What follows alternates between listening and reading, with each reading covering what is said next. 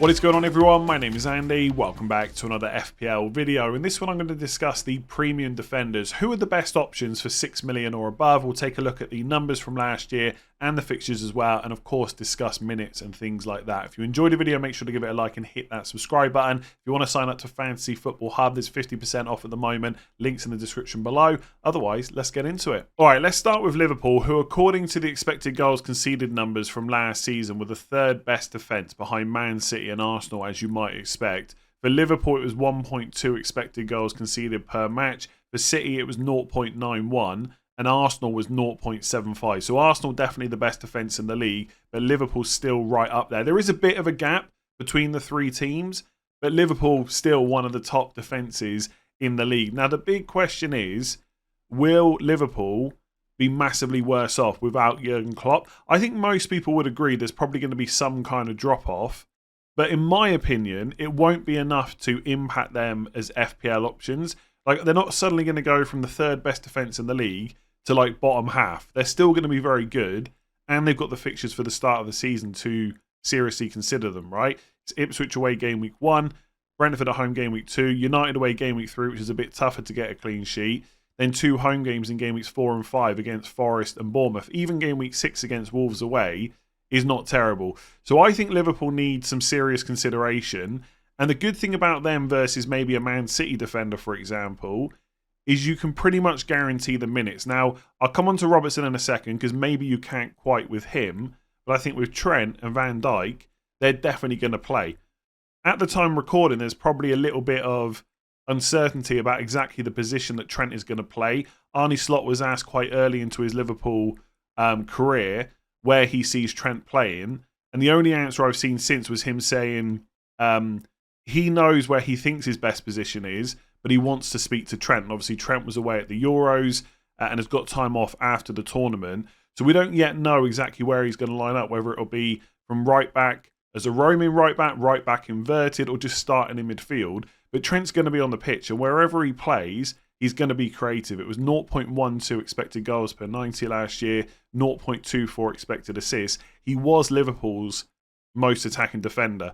And I think right now, he is the best premium. Right? You can get into a debate about whether it's worth downgrading him to someone else to upgrade another player, and in some cases it might be worth it. But if we're picking the best premium defender right now for game week 1, I think it's got to be Trent. Like, for example, by the way, on the downgrade and upgrade, if you had Trent and Gordon, you know, would Van Dijk and Fernandes be better? If you had Trent and Semenyo, would Van Dijk and a 6.5 million midfielder be better? In some cases, it might be worth going without Trent, but I think for what he offers, it's worth trying to find that extra money to bring him in for 7 million.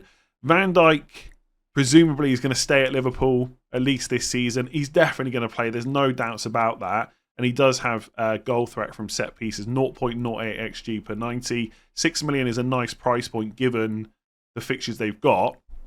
And I think the thing I like about having a premium defender in from the start is you can always move them on to someone else as well. Now, in FPL, player prices can change. So it might be that you start with Van Dijk and he drops from 6 to 5.9 million, or a different defender you want to bring in goes up in price, and all of a sudden you can't make that transfer in one move. But in theory, starting with a premium defender should make it easier to move to another one if you wanted to.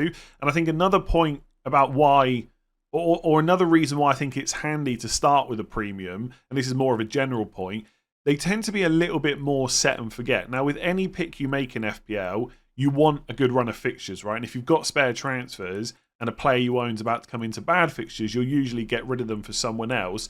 But if you had like a Trent or a Van Dijk or an Arsenal defender, whoever it might be, and they had a couple of trickier fixtures and you had more important moves to make an attack, you'd probably be a little bit happier about keeping them versus a 4.5 million defender because their defences are so much better. So there is a chance, even in a tougher fixture, they might be able to nick a clean sheet or get you an attacking return or something like that. There's lots of good 4.5 million defenders out there, lots of good rotations and stuff like that.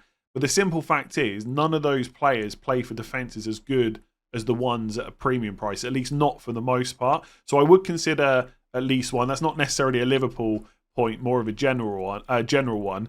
Just on Robertson, my assumption would be that he's going to be first choice in that back four. But there were times last season where he didn't always start, even when he was fit. We've seen Joe Gomez, for example, play left back pretty well. And depending on how Slot wants to line up, like, for example, if Trent or even Bradley or someone started at right back and then inverted into midfield and it formed a back three, Van Dijk, Konate or Kwanzaa, and then possibly Gomez from left back, I think he'd probably do a better job than Robertson as a left centre back. He hasn't performed that well when doing that role before. I'm sure he's capable of doing it. He just hasn't done it that often. So looking at the numbers from last year, like Robertson's XG and expected assist, 0.1 XG, 0.23 expected assist, very close to what Trent output last year. So there is potential there, but I don't think his minutes are quite so good as Trent and Van Dijk.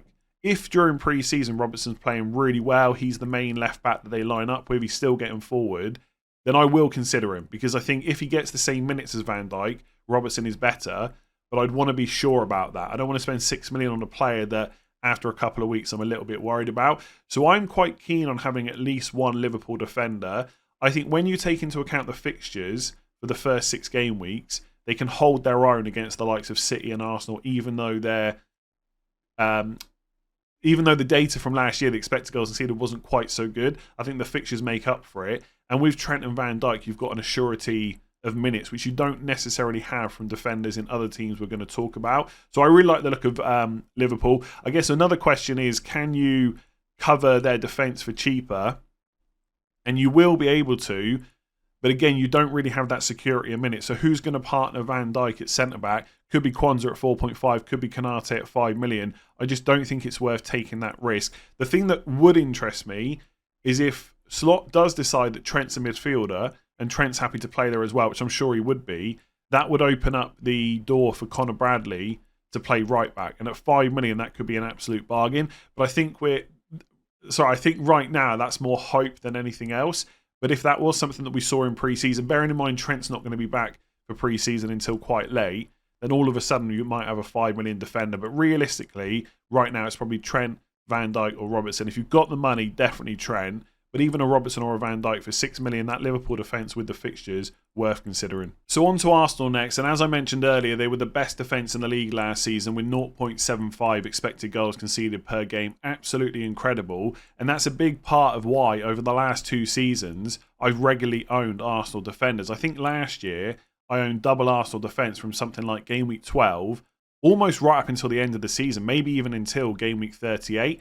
But a big reason for that was Saliba and Gvardiol were both 5 million, whereas now they're 6 and Ben White is 6.5. Now, I don't think they're at a price point which is too expensive. We should definitely consider them, but they are at a price now where it's not a no-brainer any longer. Like last year, having one Arsenal defender made so much sense. There was no point overthinking it. And 2 defenders was also pretty much a no-brainer. That's not the case this year. And I also think in the short term, the fixtures aren't great. It depends how you frame it, right? First 5 game weeks, they got 3 away games, Villa, Spurs and City. That's going to be tough. First 6 game weeks, they got Wolves, Brighton, Leicester at home, which doesn't sound quite so bad. But I just think those first 5 fixtures put me off a little bit to the point where I'd maybe just prefer Liverpool defenders. It's also worth saying the most nailed defender, I don't think there's any argument, right? Their most nailed defender at Arsenal is Saliba, and he's not as attacking as any of those Liverpool defenders either. So at that point, you're weighing up the defensive strength of Arsenal with slightly worse fixtures versus Liverpool with more attacking threat, but not such a good defence. And at that point, it's quite close. It probably depends how long-term you're looking as well, right? If you want to just stick an Arsenal defender in from now for game week 1, like for a while, 10, 15 game weeks or whatever, then yes, you'd probably just go Arsenal because they're so good. And they do have a fixture swing from game week 6 onwards. But short term, I'm not quite as convinced. I also think, and I appreciate hardly anyone agrees with me, but I do think there could be a little bit more of a reduction in minutes for defenders that were completely safe last year. Pretty much, Ben White, Saliba and Gvardiol started every single game when they were fit.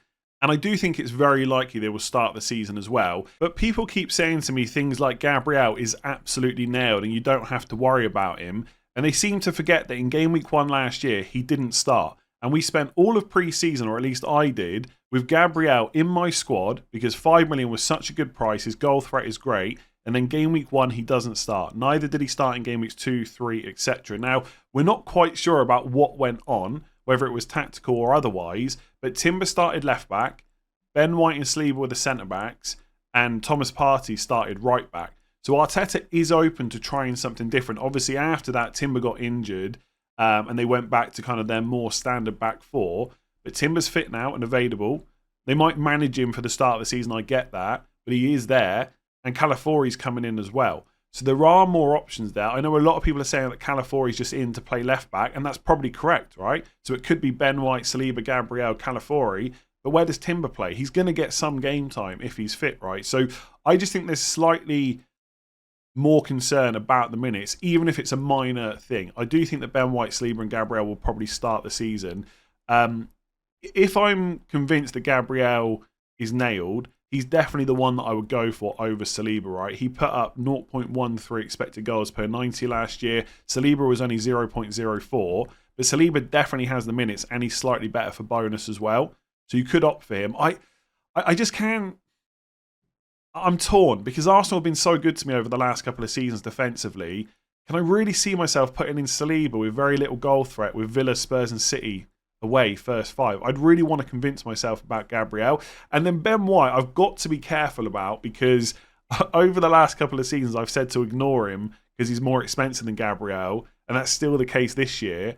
And he just always goes and gets goals and assists. Like his attacking threat's not bad, 0.04 expected goals per 90, 0.11 expected assists, but it's not Trent levels, right? And yet he always seems to, at some point in the season, just do really well. So you could probably argue that Ben White is the best of the three.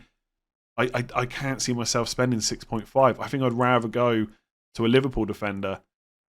So yeah, Arsenal, I don't know what else to say. Arsenal are good, for sure, but I don't like the first 5 fixtures that much as a whole.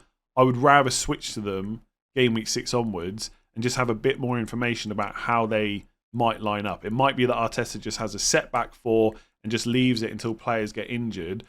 But the fact that Gabriel missed game week 1 last season does spook me a little bit. And I agree, right? He probably is nailed and he probably will start. And this is probably just overthinking. But all of a sudden they're at a price where I do want to think about it a little bit more. So I'm not against Arsenal defence. I've been very pro-Arsenal the last season or two. I don't know. Right now, if I had to put my squad together and submit it for game week 1, I'd probably put Van Dijk in ahead of any Arsenal defender.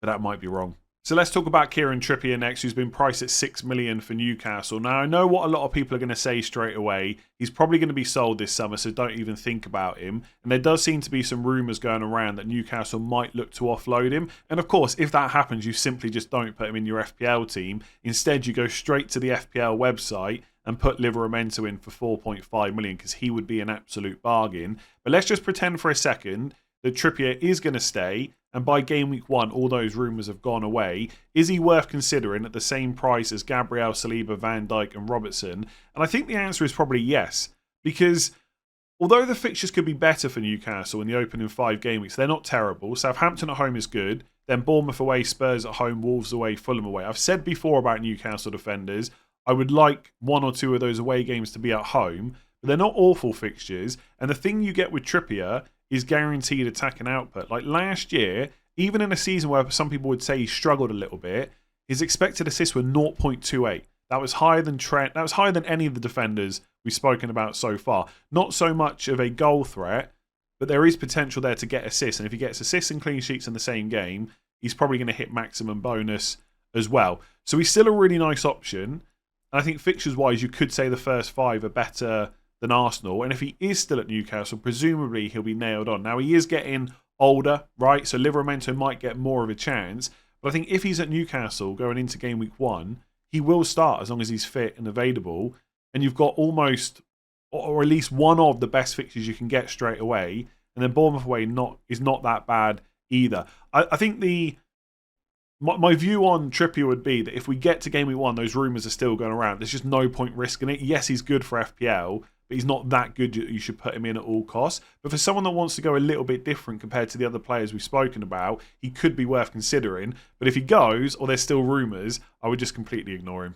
So the last premium defender at 6 million or above is Josko Gvardiol, and at the time of recording, he's in 31.7% of all FPL teams. So he's very popular, and probably rightly so. Last year he got 4 goals, 2 assists, so 6 attacking returns. It's worth saying, I think they came all in the last 7 or 8 games of the season. And I can tell you now, as someone that didn't own him at all, the end of the season was an absolute nightmare, and a lot of it was because of Gvardiol only. He also, in that time, got a goal against Real Madrid in the Champions League as well. So he kind of really stepped up his game and was almost playing as a left winger. And I think that's what people are focusing on when they're deciding whether or not to choose in this season. Because if he plays in that attacking role again for Man City, second best defence in the league essentially, there's lots of potential there. And look, you could say that the amount of returns he got in those 7-8 games at the end of the season was a little bit lucky to get that many.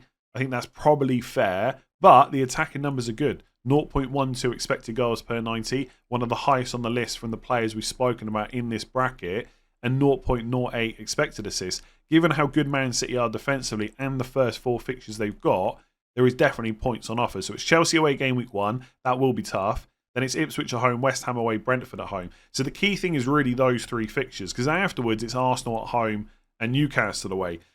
I think Gvardiol is going to start the season. I think Pep always likes players that are fresher, and I think he obviously went out of the Euros quite early compared to the likes of Ake, John Stones, etc. So I would expect good minutes. Whether or not he plays a similar role in terms of essentially being a left winger, we'll have to wait and see. But I think the potential is there. I do think he's one of the more short-term picks, though. And I say that because as much as we can sit during pre-season and talk about how Man City are going to set up and why Gvardiol is definitely going to start, long-term, nobody wants to make that prediction because it always goes wrong. We've been here so many times before with Man City players that one looks really good and then all of a sudden they're just dropped out of nowhere, Pep changes something up, and then you're stuck every week wondering whether they're going to start. And sometimes I just don't know if those players are worth the headache. So for Gvardiol, I quite like him short term, but I think he is someone that I'd probably be looking to move on quick enough, especially when Arsenal's fixtures turn. If you don't start with an Arsenal defender, Gvardiol to Saliba or Gabriel, whoever, might look like quite a nice option. So after Newcastle away in game week 6, the fixtures actually aren't that bad. Fulham at home, Wolves away, Southampton at home, Bournemouth away. So I guess in a way, you could look at it that I'm going to start with Gvardiol. There's massive potential there in terms of defensive and attacking returns. Keep him short term, maybe even up to the international break. And if it's looking like someone else is going to come in or he's going to lose his place, then you just get rid of him for a better not a better defender necessarily, but a more secure option. And if he does continue to play well and it doesn't look like someone else is going to come in, or maybe Ake picks up an injury or something like that, then you've got the good fixtures after those 2 tough games against Arsenal at home and Newcastle away just to keep him in the team. So I think there's lots of reasons in favour to go for him. The only thing I would say, and I'll probably say this multiple times throughout the season about Man City players, you need to be an FPL manager that can keep your cool if it goes wrong. If Gvardiol gets, let's say he starts Chelsea away and Ipswich at home and then gets benched against West Ham away, if you are just going to panic, right, and want to sell him straight away, even if it's for a hit, just don't start with the Man City defender. Just go for someone else instead and give yourself less of a headache. Like, over the last season or two, like Haaland's obviously been ridiculous, and I've owned Foden at times and City defenders, and even Ederson, but I haven't had them for long periods of time because sometimes it's just better to go for that more secure option and just spend those transfers elsewhere. So I can see myself going for Gvardiol at the start of the season. I'm just not convinced he will remain in the team that long. And the thing with Man City is they've got loads of other options for less money, right? Gvardiol is the most expensive at 6. The rest are all 5.5, apart from Rico Lewis, who's 4.5. But there's no guarantee of his minutes long term. But none of them are more attacking than Gvardiol, so he is worth the money. It's not like, if Conor Bradley was starting for Liverpool, you'd definitely just go for him over Trent, right? You'd make that 2 million saving. For City, if you want to go for their defender, you might as well just go for Gvardiol and find that extra 0.5. So he's a solid option. Is he the best on the list? Maybe. Let's talk about that. So as I've done in a couple of my other videos, I'm going to check the predicted points over on Fantasy Football Hub to see who they think will be the best premium defender for the first 6 game weeks. Before I look at it, I would say that my personal order right now, of all the information we've got taken into account, attacking potential, clean sheet potential, and obviously that ties into fixtures as well, is probably Trent, And I'm going to say Van Dijk just because of Liverpool's fixtures top 2. I'm going to ignore Robertson until I see more of Liverpool in pre-season under Slot to see how he lines up. I think the third best defender, probably Gvardiol if I was sure he was going to start. But I think because Gvardiol is quite likely to play, and that Ipswich are home fixture and how attacking he is, I'm going to put Gvardiol third. And then maybe Trippier if he stays, then possibly Saliba for security of minutes. I think Hub will have it slightly differently, but I just think when you take into account everything else, that's probably how I would do it. So let's just go to first 6 game weeks, defenders for 6 million or above. So at the top is Robertson ahead of Trent. I'm not sure I can agree with that. I know Robertson's numbers are very good last year, and maybe when you take into account he's $1 million cheaper, you could possibly go for that. I'm a little bit surprised that Trent is behind. There's no way that I would have Trent scoring less points than Robertson, unless you think there's it might be the minutes thing. They've got Trent slightly lower minutes than Robertson, maybe because of the late return from the Euros. I think if Trent had the same minutes as Robertson, he'd be ahead. Then it's Gvardiol. Again, if you can convince me he's nailed, I love him. Then Gvardiol, I think I had him next, who looks decent for the first 4 at least, maybe longer term. Then Ben White, then Van Dijk. So he's quite a bit lower, to be honest. Van Dijk's on 24.9 predicted points first 6 game weeks. Ben White is 28. So perhaps I've got that wrong about Van Dijk, but I just really like Liverpool's fixtures and the fact that he's secure. Sometimes that is just so handy to have players like that. I mean, ultimately, you need to look at your squad, and it's perfectly fine to have a couple more risky picks. You probably just don't want half your squad like that. So let me know who you think are the best premium defenders in the comments below. If you've enjoyed that, give it a like. Hit the subscribe button as well. All the links to Hub are in the description below as always. Rate 5 stars as well if you're listening on podcasts. All the admin stuff at the end of the video. Thank you very much for watching. I will, of course, be back tomorrow for another video, so I'll catch you then.